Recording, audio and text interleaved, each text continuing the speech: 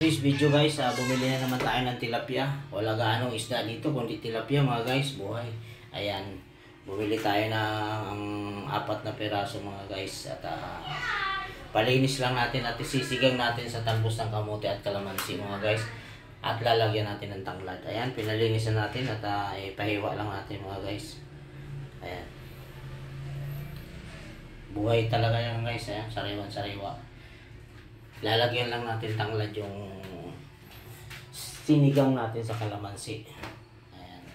Kasi dito guys, sa amin talipapa ay wala ganong isda kundi tilapia. Kaya no choice tayo kundi tilapia na lang. Yun ang mas mura ngayon. 155 ang kilo mga guys ng tilapia. Ayan. Shout out dyan sa mahilig sa tilapia.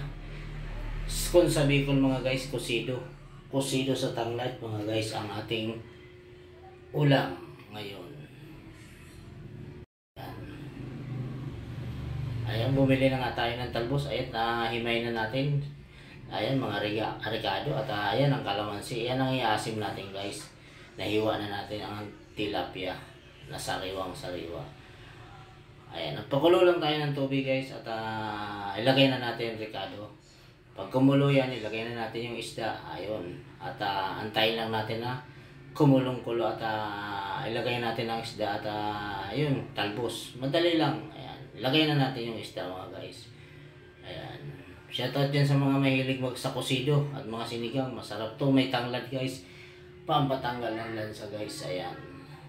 May luya na yan. May tanglad pa yan guys. Kaya walang kalansa-lansa mga guys. Maraming salamat nga pala sa ating mga viewers at followers. Thank you po sa inyong walang sawang panonood ng ating mga videos at suporta nyo.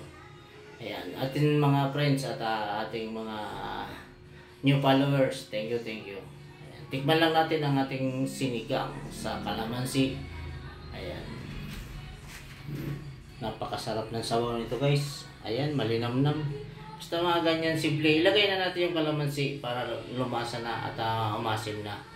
Kalamansi lang guys ang iasim at ilagay natin yung talbos ng pula, kamote. Ayan.